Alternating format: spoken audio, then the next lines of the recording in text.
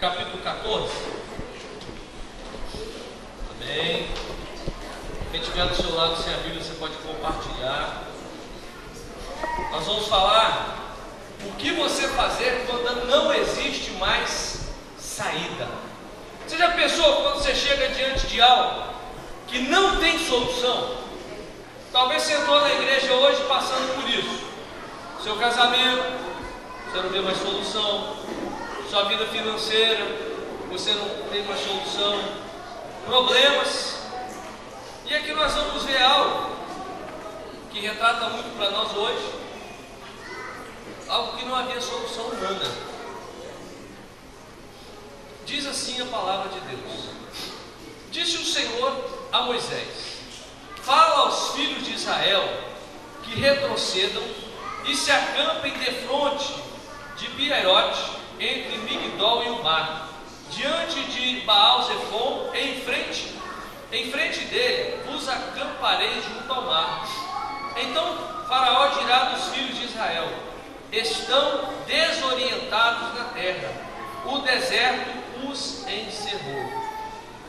Meus queridos, diante de algo que é humanamente impossível, como nós devemos agir? Diante de um problema que parece ser insuperável, o que nós vamos fazer? Eu creio que a maioria das pessoas, elas se comportam da mesma forma.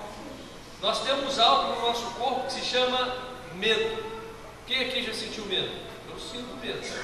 Porque se você não tiver medo, você vai morrer eletrocutado. Ah, não tem medo de energia, vai lá 220 e pouco, morre agarrado, né? Ah, não tem medo de altura, aí cai lá de cima do prédio. Ou seja, o medo também é uma arma de defesa, mas o medo não pode se tornar um pânico, que vira um pavor. Aí o negócio fica complicado. E aqui nesse texto nós vamos ver um povo que estava ficando apavorado. Que coisa, né? E nós vemos muitos crentes que diante de uma situação contrária, diante de uma desgraça, um infortúnio, uma infelicidade, entram em pânico, se desesperam. E o povo de Israel tem muito a nos ensinar nessa noite. Meus queridos, eles foram cativos 400 anos aproximadamente no Egito. Esse cativeiro, eles eram escravos, eles estavam ali, eles não tinham liberdade, eles serviam aos egípcios. E Deus, nós conhecemos a história, Deus enviou 10 pragas, e Deus fez com que o povo fosse o quê? Liberto.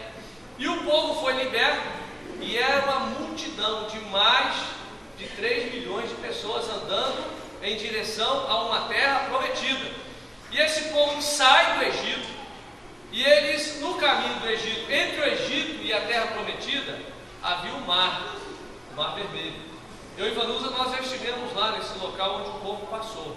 E gente, é muita água, hein? Você olha de um lado para o outro, você não vê a outra margem do outro lado. E o mar é fundo, não dá para passar andando. Ou seja, é uma situação realmente muito perigosa. E você imagina 3 milhões de pessoas para serem transportados de barco. É muito básico que teria que ser feito, não é verdade? Então o povo, eles chegam diante do mar. E Deus, o nosso Deus é um Deus que trabalha de uma forma muito estranha, né? Deus manda o povo sair do Egito, depois Deus sempre endurecendo o coração de Faraó. O povo sai, e aí Deus faz algo de novo. Deus vai lá e toca no coração do povo do Egito para que vá perseguir o povo de Israel. Gente, às vezes a perseguição que você está passando é algo que Deus quer demonstrar o poder dele. Foi isso que aconteceu. E muitas das vezes, no meio do problema, a gente se desespera, né? Porque nós somos humanos, né, pastor? Aí nós nos desesperamos, nós entramos em crise, nós reclamamos. E meus queridos, eles não estavam na casa deles, eles estavam no deserto. E talvez você não está no seu ambiente de conforto, é um trabalho novo que você recebeu, é uma relação nova que você está, e você entra em desespero, uma situação totalmente diferente.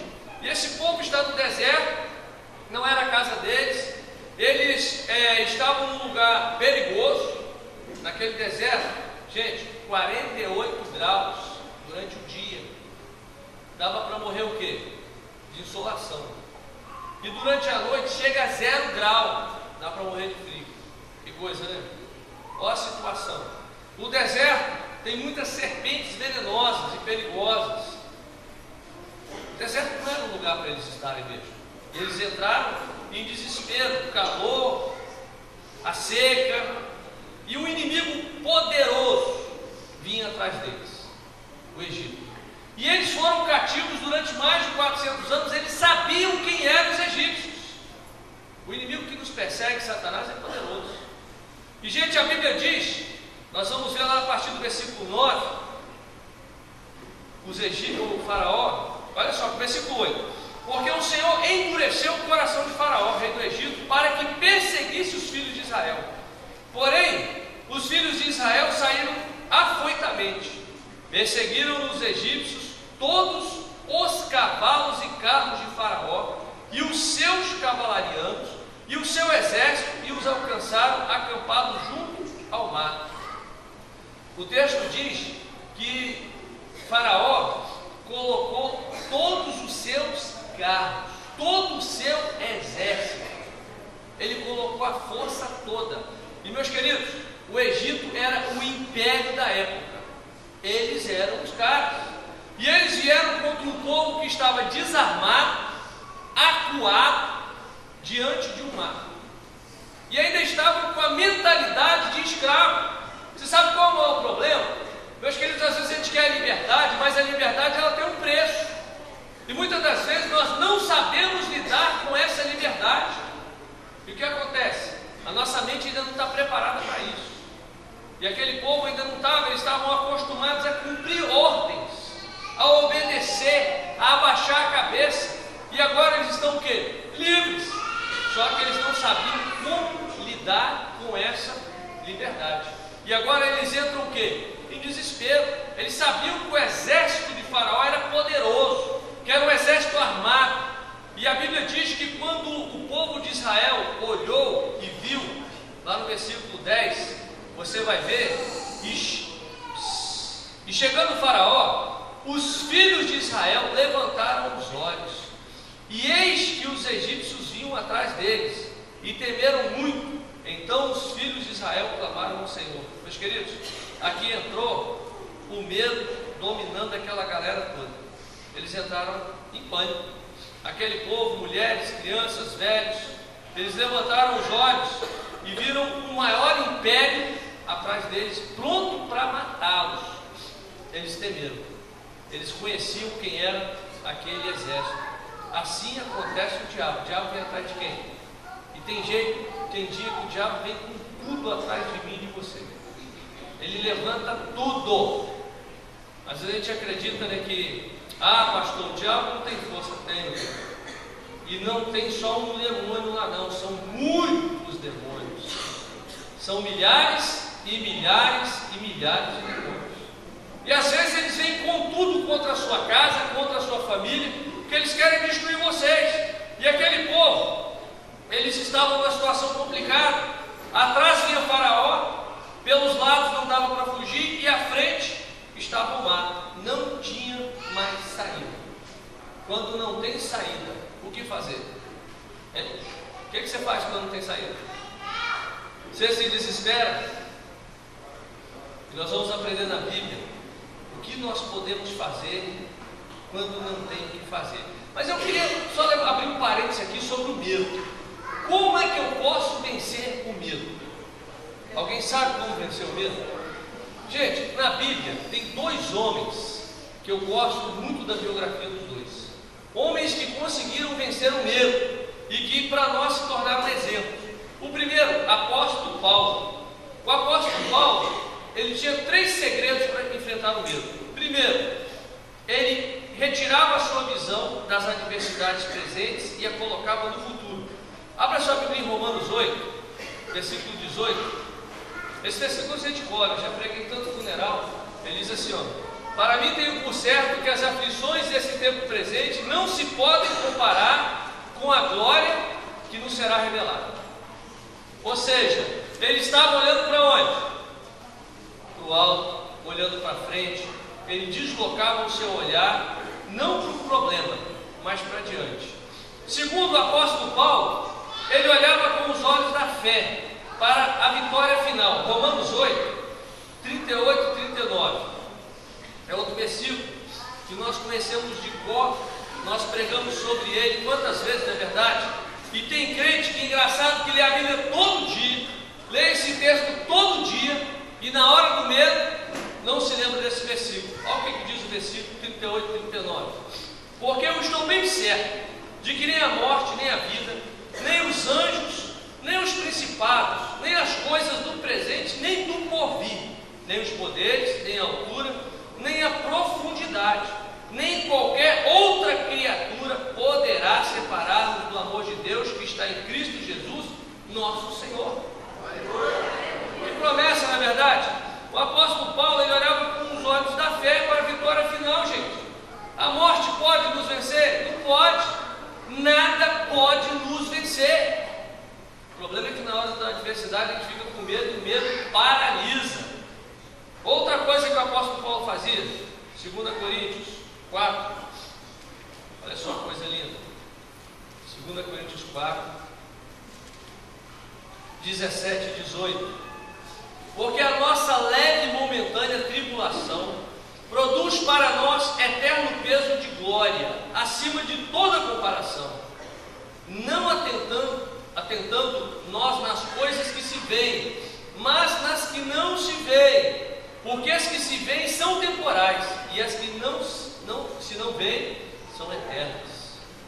Coisa fantástica, né? O problema é o que? Temporal. A glória é eterna. A vitória é eterna. É isso que o apóstolo Paulo está falando. Outro homem, que eu fico sempre admirado com ele, Jó. Olha só a história de Jó. Jó, ele teve a morte de 7 filhos e 3 filhos no mesmo dia.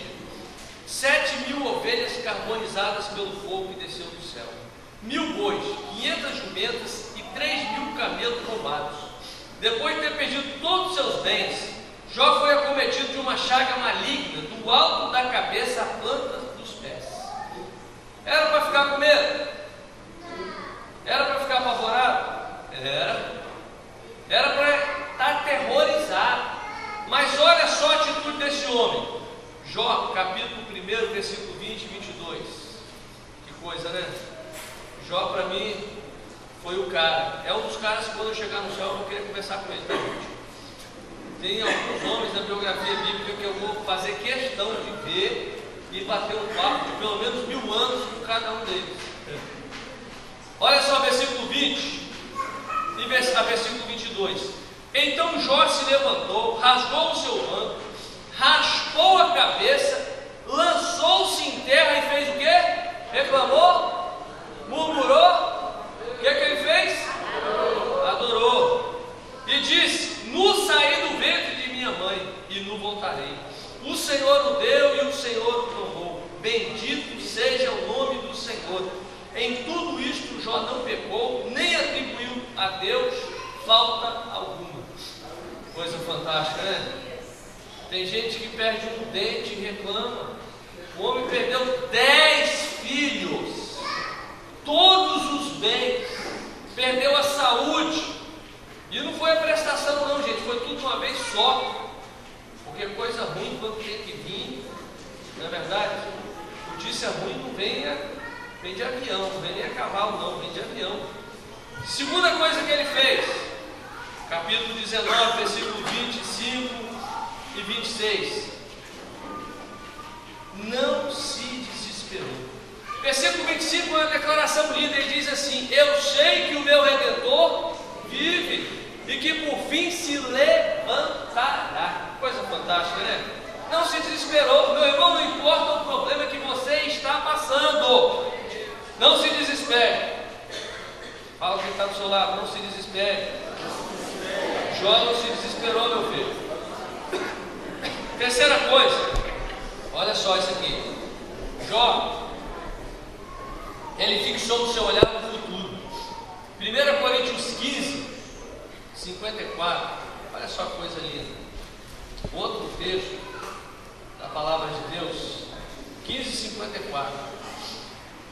E quando este corpo corruptível se revestir de incorruptibilidade, e que o que é mortal se revestir de imortalidade, então se cumprirá a palavra que está escrita: tragada foi a morte pela vitória. Coisa fantástica, né? Os olhos dele estavam no futuro. Mas vamos lá, vamos voltar para o povo de Israel. Então, quando você estiver com medo, você vai fazer o quê? Lembrar de Paulo, lembrar de Jó. Presta atenção nisso aí, os dois, hein? O povo de Israel agora, eles pensam em recuar. Versículo 12 do capítulo 14 de Êxodo: não é isso o que dissemos no Egito? Te dissemos no Egito: deixa-nos para que sirvamos aos egípcios, pois melhor nos fora servir aos egípcios do que morrermos no deserto. Meus queridos, o povo começou a murmurar, e a pior coisa é murmurador. Não é verdade? Você ficar do lado de gente que está murmurando, não dá, gente. Não é verdade? Quando você senta do lado de alguém que joga para cima, o barco está afundando e o cara fala: é porque está vindo um navio melhor para nós, você fica animado, né? Mas quando você está do lado do murmurador e fala: o outro barco que vem vai afundar também, aí você já começa a entrar em desespero. É igual uma vez eu fui pastor em Santa Leopoldina, e eu, daquela coisa de visitar, de fazer evangelismo, né? Aí eu montei uma equipe para ir no hospital. Primeira vez chegando no hospital, e gente, quando você vai fazer visita no hospital, você tem que tomar cuidado com algumas coisas. Primeiro, não senta na cama do doente. Todo mundo sentou na cama do doente. E aí uma irmãzinha feliz da vida dela falou assim: eu tinha uma tia que morreu com esse negócio que você está aí. Aí eu, pronto, acabou a visita, embora. Você está do lado de alguém que reclama, é assim. Ele só te leva para baixo, só te desanima. Vai dar certo não, o outro já começou e quebrou. Você vai abrir uma loja aí, já quebrou tanta gente.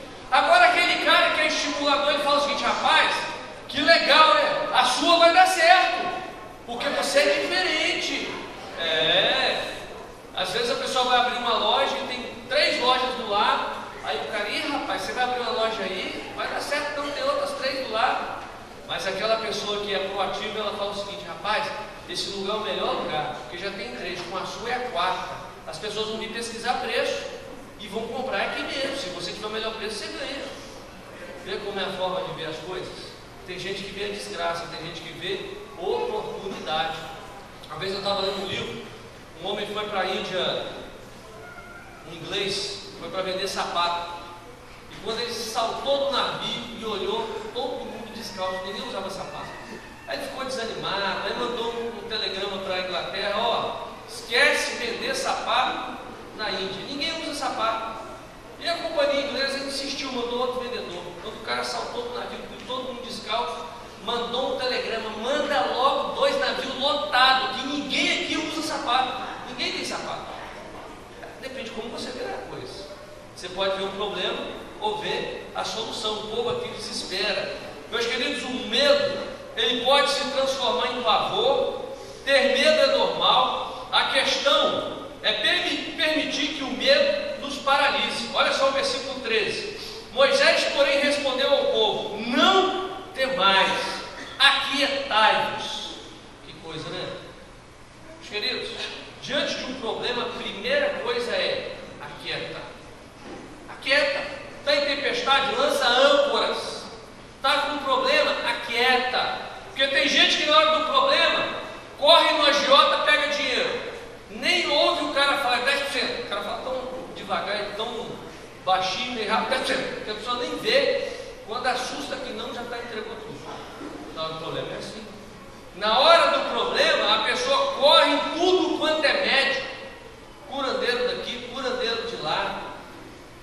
Quantas coisas faz, né, na hora do problema? Em vez de aquietar. Agora era a hora do povo, aquele povo viu 10 sinais maravilhosos. Era a hora do povo fazer o quê? Vão fazer um louvor aqui, um reteté. Vamos começar fogo aqui, começar a cantar 500 graus de fogo e poder, e vai ter anjo. Mas era a hora do povo começar a cantar. E o povo faz o quê? Desespera. Mas a maioria dos crentes é assim. Chega na campanha, vigília na sexta-feira, roda, canta, pula, culto de quarta-feira, pula, dá salto, mas chega na quinta, vem um problema, desespera. Desespera. Às vezes uma barata tira o cara do centro. Não é nenhum problema, é uma baratinha, um negócio de nada. Então não deixe o pavor te dominar, porque Deus é socorro bem presente no meio da angústia. É aí que Deus vai entrar, gente. Deus vai entrar com provisão. O medo é um sentimento comum, como eu disse, mas o medo, ele tem que ser controlado, tem que ser trabalhado. Tem pessoas que têm medo de sair de casa, de dormir de frente para a janela. Eu, quando era criança, eu tinha que dormir com a cabeça tampada, e com a lâmpada acesa, e com a Bíblia aberta no Salmo 91. A página da minha Bíblia era amarela, porque ficava aberta no Salmo 91. Aí, hoje eu penso, gente, o que adianta o Salmo 91 estar lá aberto lá? Ele tem que estar onde? Aqui, no coração. É verdade. Se eu dorme com a luz acesa, é mais fácil do bandido ver. Mais fácil ainda para ele ver. Ele tem medo do escuro. Tem gente que tem medo de casar, medo de ficar solteiro. Tem gente que tem medo de ficar no elevador preso. Aí sobe 10 andares de escada porque tem medo do elevador. Exercício físico, né? É muita neurose. E essa neurose precisa ser curada no nome de Jesus, gente. Jesus tem que curar esse trauma da nossa vida. O medo que nos paralisa tem que ser curado nas nossas vidas. Amém? Amém. Outra coisa, versículo 10. Olha só aí. Os filhos de Israel clamaram ao Senhor. Uma coisa que nós não devemos nunca é desistir de clamar. E é uma ferramenta, gente, que a maioria dos crentes esqueceram. Antigamente os crentes sempre falavam assim: o sangue de Jesus tem poder. Não era assim? A gente não falava isso. Hoje está amarrado. Não é melhor você falar: o sangue de Jesus tem poder? Porque se é capeta já sai logo. Porque se está amarrado fica parado, né? Você tem que... o sangue de Jesus tem poder que já sai logo. Tem que recitar essas palavras, porque essas palavras elas têm poder e traz força para o nosso coração. Nós temos que clamar. O povo de Israel então ele começou a clamar. Versículo 13. Moisés, porém, respondeu ao povo: não temais, aquietai-vos e vede o livramento do Senhor, que hoje vos fará, porque os egípcios que hoje vedes, nunca mais os tornareis a ver. Moisés aqui manda o povo fazer o quê? Ficar quieto e esperar Deus agir. Você está sendo injustiçado? Meus queridos, quem te justifica é Deus. Deus é a nossa justiça. Está sendo injustiçado, deixa, Deus vai agir com justiça na sua vida. Em vez de você ficar reclamando, vou chamar um advogado, vou te processar. Deus é a nossa justiça, meu irmão. Quem se levanta contra você, ele vai cair. Então nós temos que ficar quietos e deixar Deus agir. Outra coisa, versículo 14. Nós temos que confiar no Senhor. Nós devemos ter fé de que Ele peleja por nós. Olha o versículo 14. O Senhor pelejará por vós, e vós vos calareis. Sabe o que é fé? Fé é você ver na mente. Fé é ver na mente. Seu filho está nas drogas. Sabe o que a sua mente tem que ver? Ele com a Bíblia debaixo do braço, todo arrumadinho, saindo para ir para a igreja, saindo para evangelizar. Seu marido está saindo para beber, você já vê ele arrumado de terno, vindo para a igreja para dar glória a Deus. Isso é fé. Mas pastor, eu não estou vendo. Mas a fé é ver o impossível, porque o texto diz que o Senhor pelejará por vós. É Deus que vai pelejar por nós. Deus vai fazer a coisa acontecer. Às vezes você chega para a pessoa, o filho está nas drogas, e aí, minha irmã, já entreguei nas mãos de Deus. Ou seja, desistir. Já contei isso aqui. Eu fui pastor em Santa Leopoldina, e tinha uma mãe que sempre reclamava comigo do filho. Ah, pastor, meu filho só quer beber. Ah, meu filho só quer farra. E toda vez que eu chegava na igreja, ela vinha com a mesma frase. E um dia eu me enchi de razão. E estava naqueles dias que eu estava ainda correndo daqui e dali. E ela chegou: pastor, meu filho, na hora que ela falou assim: minha irmã, para de reclamar e começa a profetizar. Profetiza que ele vai virar um pastor, um missionário, que ele vai mudar de vida. Aquela irmã me olhou assim, olho arregalado, e ela chegou em casa, o menino dela chegava bêbado, aí ela, meu missionário, meu pastor, e o menino, minha mãe está doida, está doidinha, eu bebi e ela está bêbada.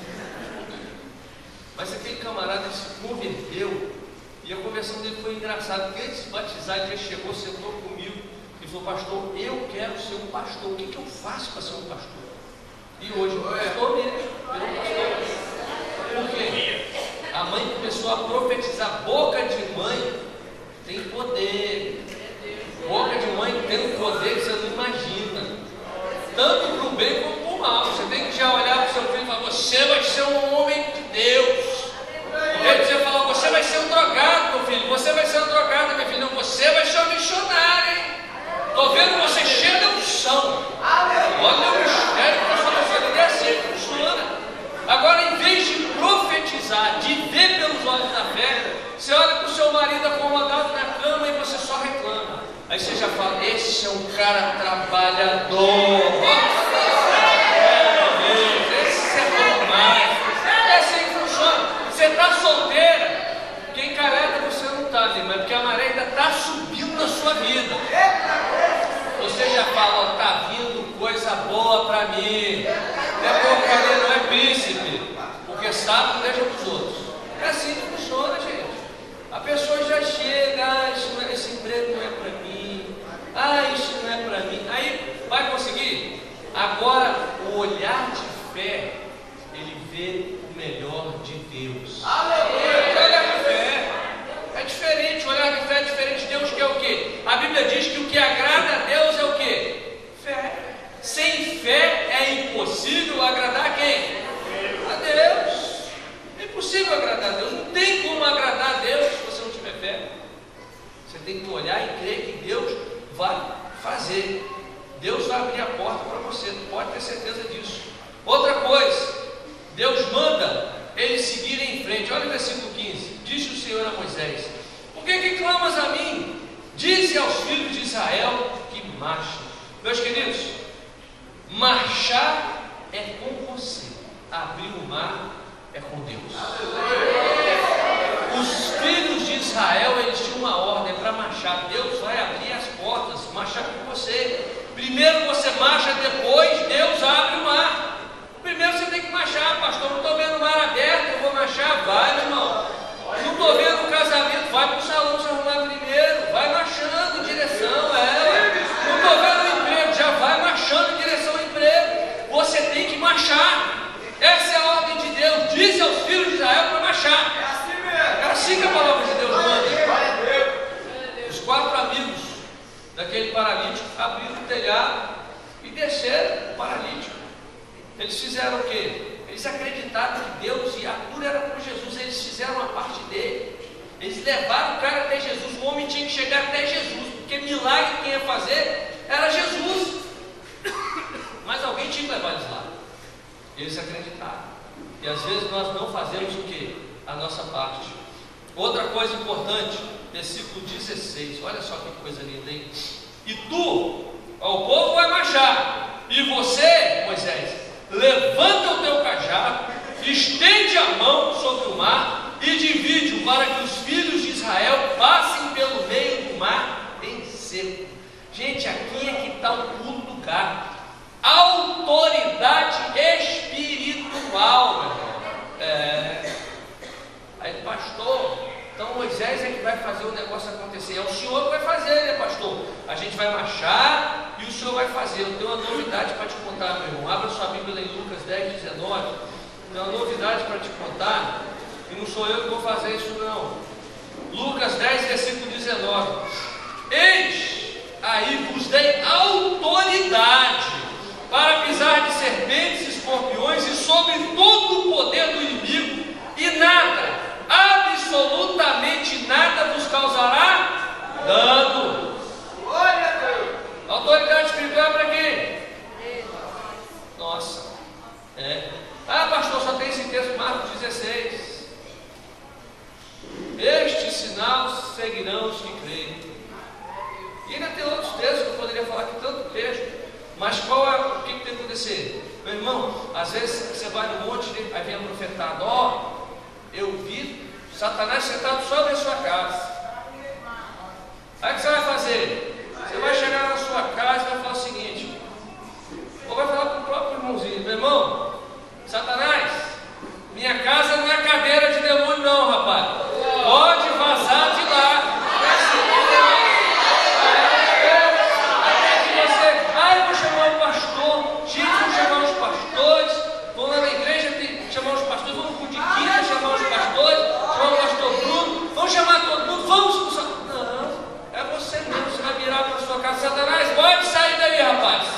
Desce do telhado e vai para outro lugar. Manda ele lá para o inferno logo, que já vai para a casa do Casa nossa não é cadeira de demônio, não. E às vezes você fica deixando o demônio sentado.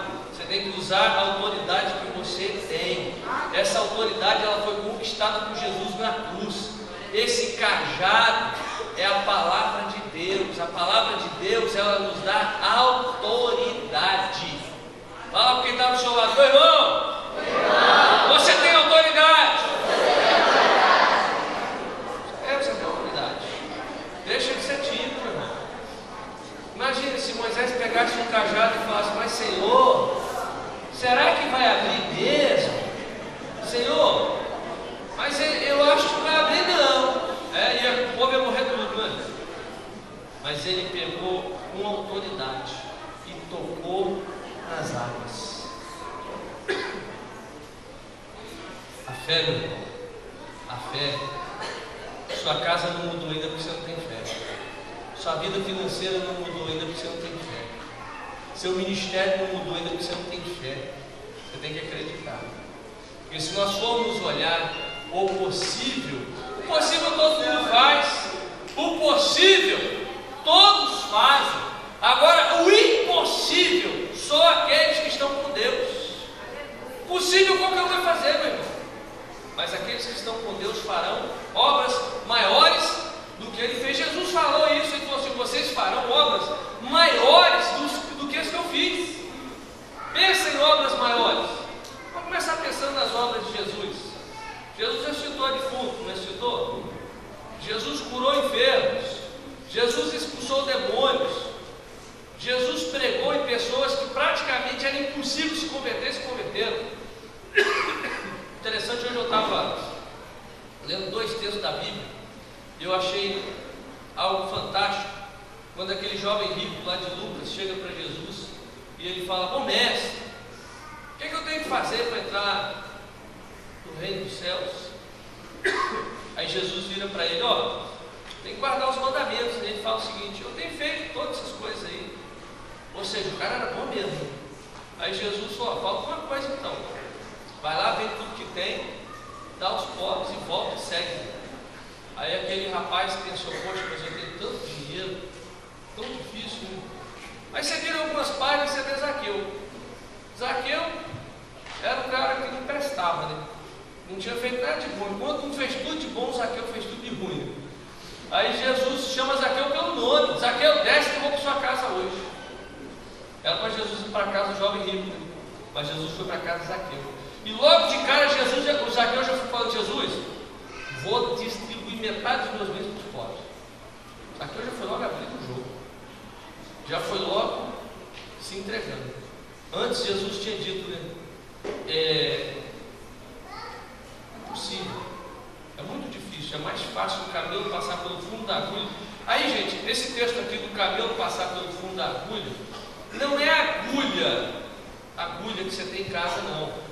A agulha era uma porta que havia na entrada das cidades. Era uma porta que as pessoas entravam e os camelos, eles tinham que entrar praticamente arrastando, justamente para que os exércitos inimigos não entrassem. O camelo ele ia se ajoelhando para passar na porta da agulha. Aí tem gente que pensa, poxa, vai passar um camelo na agulha, um negócio difícil. O camelo passava por essa entrada, mas era muito difícil. Por isso que Jesus faz essa comparação. Ele fala assim, é mais fácil você conseguir passar o camelo do que um rico entrar no céu. Mas o camelo passava por essa tal dessa agulha. Porque você vê que Zaqueu era um rico, e ele continuou rico, ele só deu metade dos bens para os pobres. E ele foi um homem que encontrou salvação. Então o rico também se salva. Tá? Só queria fazer esse parênteses aqui. Mas vamos lá. Por que muitas das vezes nós passamos por problemas? Gente, esses problemas, na maioria das vezes, ele vem porque Deus tem algo a fazer em nossas vidas. Deus não nos livra dos problemas, Ele nos livra nos problemas. No meio dos problemas, Ele vai falar e vai agir nas nossas vidas.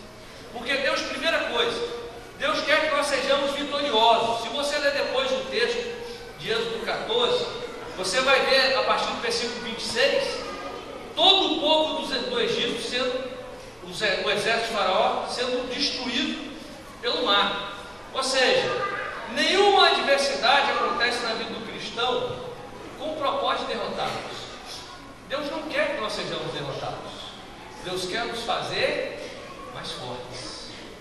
Outra coisa, Deus quer que o inimigo saiba que Deus é o único Senhor. Então toda vez que vem problema na sua casa e você permanece firme, que você usa a fé, que você crê no poder de Deus, que você fica firme, que você resiste ao diabo. É engraçado esse negócio de resistir ao diabo, né? Que a palavra diz, né? Resistir ao diabo e ele fugirá de vós, né? Agora a Bíblia fala lá em Provérbios que a mulher adúltera você tem que fazer o quê? Você tem que fugir dela, né? Eu estava lendo esses dias, eu estava pensando nisso. A mulher adulta você tem que fugir, o homem adulto você tem que fugir, mas o diabo você pode resistir. Coisa, né? A mulher adulta derruba muita coisa, o homem adúltero também. E isso aí eu estava até pensando nisso, né? Porque o homem adúltero é aquele que vai te elogiar, né? Seu marido não elogia o perfume, o cabelo, mas ele vai falar para você: nossa, que perfume bonito, gostoso você está usando, cabelo bonito você está, né? Interessante isso que eu estava pensando hoje. Então Deus, Ele quer mostrar que Ele é Deus. Ele quer mostrar o poder dele nas nossas vidas, que Ele é o único Deus. E outra coisa, versículo 19, Ele quer ser glorificado. Então o anjo de Deus, que ia diante do exército de Israel, se retirou e passou para trás deles. Também a coluna de nuvem se retirou diante deles e se pôs atrás deles. Meus queridos, tudo que acontece nas nossas vidas é para a glória de Deus. No final, Deus vai ser glorificado. Então você está passando por problemas, você pode falar: Senhor, a vitória é sua, a glória é sua. Porque toda vez que nós recebemos a vitória e nós glorificamos o nome de Deus, o coração de Deus se alegra. Aí você pode ter certeza que mais lutas, mais vitórias, porque Deus, Ele quer ser glorificado nas nossas vidas. Agora, quando nós paramos e reclamamos e murmuramos, o ímpio e o diabo olham e falam: ah, Senhor, olha o seu povo ali. Alguém crente, Senhor, nem comecei a soprar e já está reclamando. Isso não agrada o coração de Deus. Agora, um homem como o Jó, que passa por todos os problemas e no meio das diversidades, ele glorifica a Deus, mesmo passando por tudo quanto é problema. Tudo quanto é problema. Lá no capítulo 42, Jó diz assim: antes eu te conhecia de ouvir, mas agora os meus olhos te contemplam. E Jó estava ali cheio de chagas. Ele estava enlutado pelos filhos, sem dinheiro. Ele não estava reclamando, ele estava glorificando o nome de Deus. Deus se alegrou, Deus restituiu, Deus restaurou, porque com um coração grato, Deus não rejeita. Amém. Se você está enfrentando tribulação, meu irmão, se tem algum problema cuja solução seja humanamente impossível, não desista, clame a Deus, siga em frente, não deixe que o medo domine, confie no Senhor, use da autoridade recebida de Jesus Cristo. Isso é o mínimo a ser feito quando você verifica que está no fundo do poço e que não há mais saída. Você está passando por alguma luta? Fique de pé, vamos orar. Coloque a sua luta diante de Deus. Talvez você está paralisado de medo. Você chegou aqui hoje sem saber o que fazer.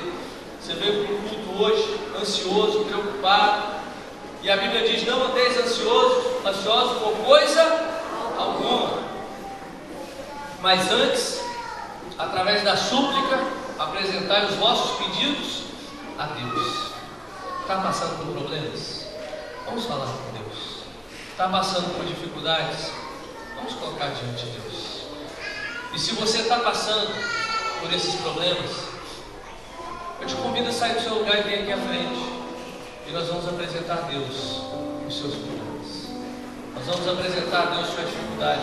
É no casamento? Seu casamento está com problema? Fala com Deus. Seu problema é nas finanças, pastor? Está difícil. Meu irmão, Deus é o dono da prata e do ouro.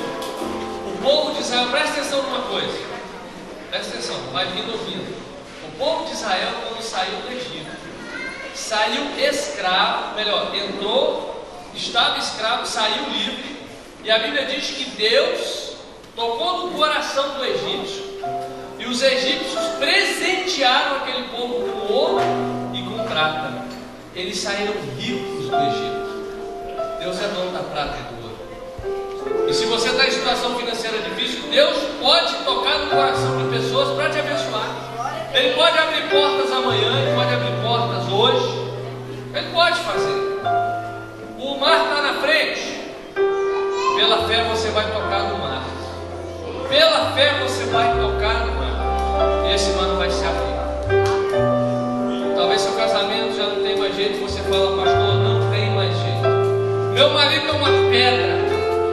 Meu irmão, Deus pode quebrar pedras. Deus quebra pedras. Porque agindo Deus, quem impedirá?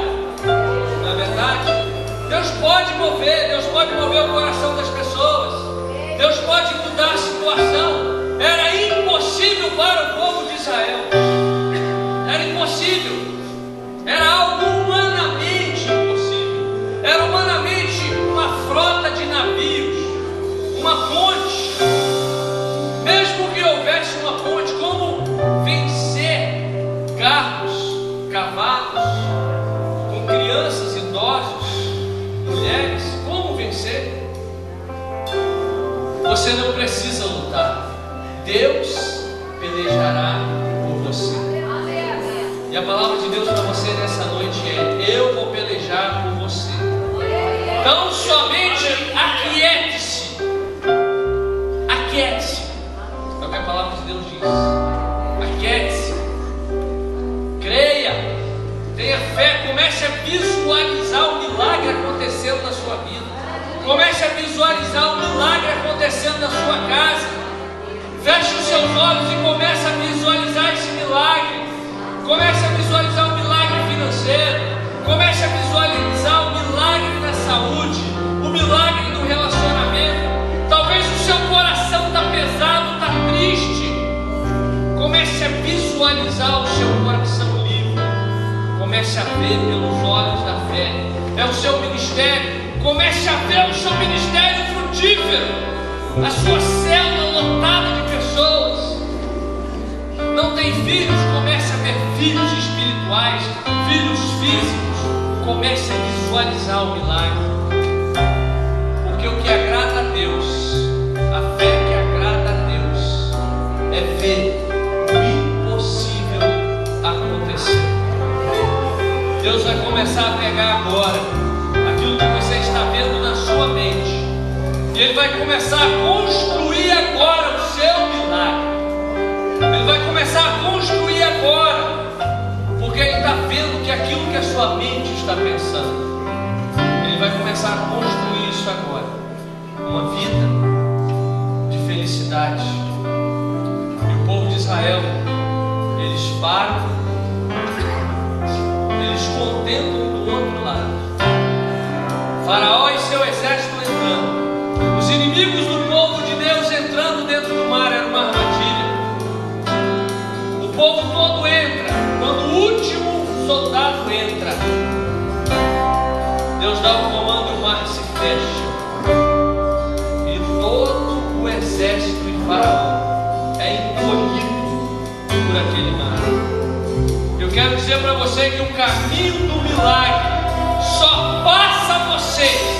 Satanás e os seus demônios não vão passar pelo caminho do milagre, porque o caminho do milagre é seu. É seu, Deus preparou para você, para a sua família. Ninguém mais vai passar por ele. Visualize o seu milagre. Chama o pastor Bruno aqui, vem cá, pastor, para orar. Vai visualizando o seu milagre.